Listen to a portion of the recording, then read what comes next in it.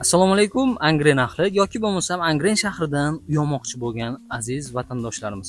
Sizlar uchun Angren shahar Qorabog' mahallasini shundoq ustidan Dukent mahallaga qarashli, lekin Qorabog'ga yaqinroq bo'lgan joydan Nekrus do'konidan 1 kilometr yuqoridagi mana shunaqa katta bitta 24 sotikli hovli obzoriga kelganmiz. Ko'rib turishingiz mumkin, darvozaxonamiz o'zi ham anchagina katta. Mana darvozaxonadan kirganimizda o'ng tomonimizda shundoqqina suvlar oqib yotibdi. Suvdan muammo yo'q. Gaz svetlardan ham muammo yo'q, faqat bitta tomoni uyimizga shundoqqina gazni olib kirish kerak bo'ladigan, ya'ni tochka deymiz xalq tilida, tochka tashab ketilgan, lekin uyning ichiga olib kirilmagan hali va 6 ta xonali. Endi bu uyimizni narxini boshida aytib o'taman. 89 ming narx so'rashyapti uy egalari. Pastda telefon raqamlarimizni qoldiramiz, bemalol telefon qilib gaplashsalaringiz bo'ladi. 24 sotikli uyimizda nimalar bor, hovlimizda nimalar bor, video davomida to'liq ko'rsatib o'taman.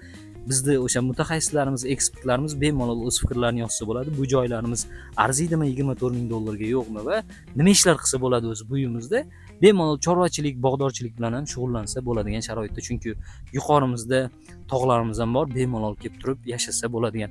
Tashqari qismlarimiz esa asfalt qilingan, shundoqqina yo'llarimiz ham yaxshi holatda. Qani bo'lmasa obzorimizni boshlaymiz. Ko'rib turganingizdek aytgandek, darvozadan kirib kelganimizda mana bunaqa katta bog' qismimiz kutib oladi. Bundan tashqari bu joyimizda ham mana shlakablok qilib qo'yilgan baland holatda uylarimiz, 6 xonadan iborat uylarimiz bor ekan bu joylarimizda va kirib kelganimizda qurilish materiallari bor. Mana o'ng tomonimizda ko'rib turibsiz, katta-katta daraxtlarimiz, mana o'riklarimiz, yong'oq, olmalarimiz, teraklarimizda ayniqsa ko'rib turibsiz, anchagina qalin holatda baland-baland qilib turib qurib qo'yilgan va tumbalar ham tashab ketilgan ekan uyda bitta qilib turib yopish uchun. Endi hozir qisqa holatda men bu ichkarilarimizni ko'rsatib o'taman. Bitta e'tibor berib qo'ysangiz bo'ladi. Mana uyimizda holatiga. Mana shunaqa sharoitda bitta xonamiz va bundan keyingi xonamizga o'tadigan bo'lsak, bu yog'imizda mana bunaqa katta mehmonxona tashab ketilgan sharoitlariga va ko'rib turibsiz, juda ham ajoyib holatda patolog qismlarimiz hammasi. Xo'p, bu yoqdan endi chiqadigan bo'lsak, chiqqanimizdan keyin keyingi xonalarni ham qisqa ko'rsatib o'tib ketaman, bemalol ko'rib olishlaringiz uchun. Uyimiz xomg'ishdan qurilgan holatda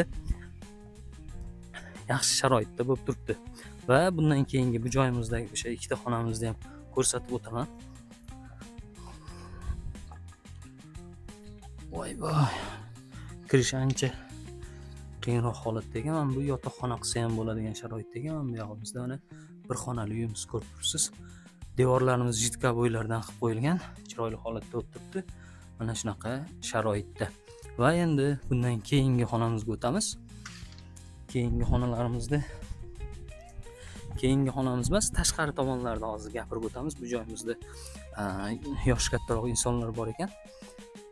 Ularni ovora qilib o'tirmadik. U tomonimizdagi uyimiz ham, ya'ni xonalarimiz ham xuddi shunaqa sharoitda. Xo'p, endi bu tomondan bog'imizga keladigan bo'lsak, bog'imizga bitta e'tibor berib qo'yasiz. Anchagina katta holatda bu joyimizda mana hojatxona bor ekan.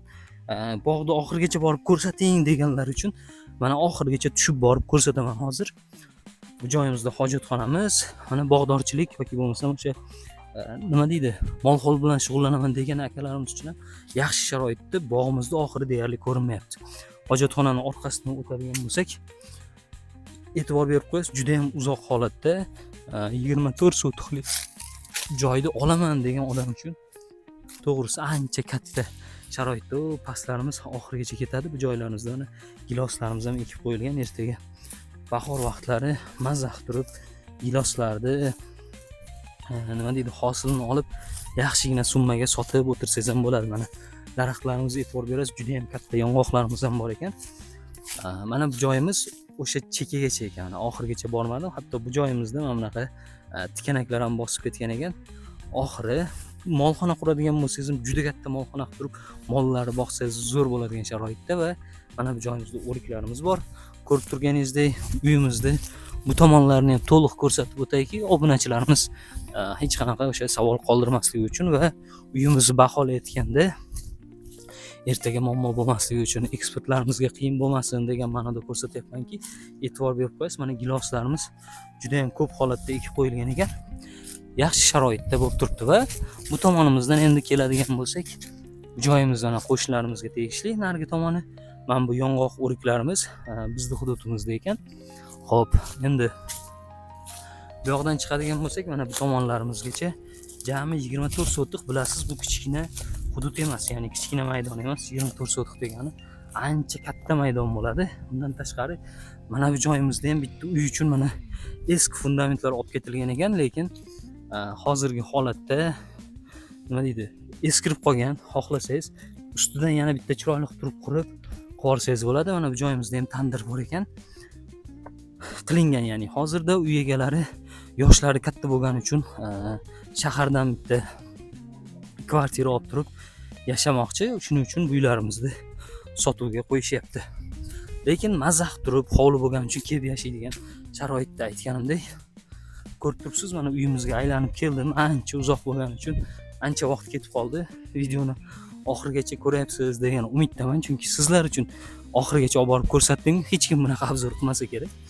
Hop, bundan keyin keladigan bo'lsak, endi mana bunaqa sharoit, ya'ni bu joyimizda o'zi uy egalarining o'zlari o'sha nima deydi, molxona qilib turib qo'yishgan ekan.